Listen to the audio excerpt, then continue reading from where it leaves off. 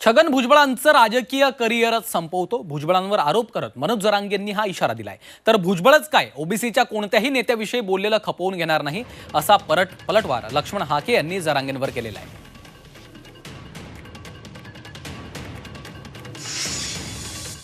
तो चाभरा आहे, तो त्याने बसले हे सगळं।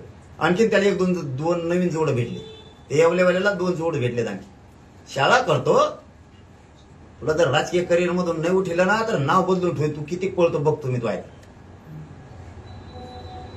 म्हणजे काय भुजबळाचं राजकीय करिअरचं काय? आमचं वाटोळं केलं ते जमतं त्याला, आमच्या भविष्याचं वाटोळं करायला जमतं?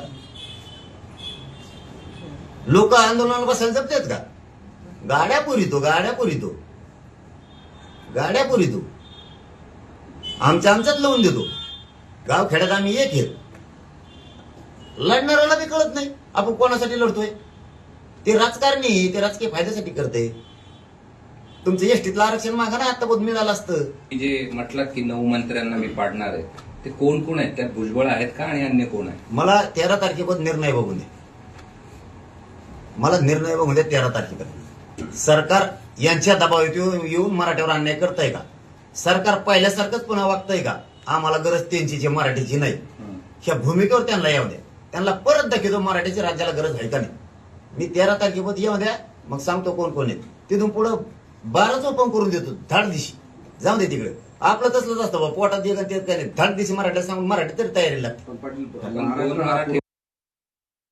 आता भुजबळांना टार्गेट करायचा प्रयत्न करू नका। जरांगे साहेब, तुम्ही मुंडे बंधू भगिनींना टार्गेट करायचा प्रयत्न करू नका। महादेव जानकरांना, गोपीचंद पडळकरांना टार्गेट करायचा प्रयत्न करू नका।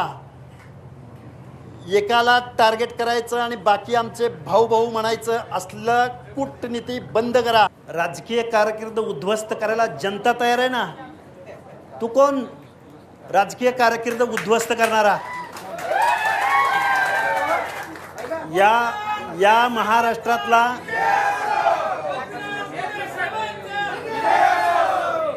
महाराष्ट्रातला ओबीसी, व्हीजेएनटी, एसबीसी हा जर एक झाला आणि त्या लोकांनी जर स्वाभिमानाला मत दिलं, जरांगे येणारा काळ ठरवेल फुले शाहू आंबेडकरांचा पुरोगामी महाराष्ट्र काय आहे।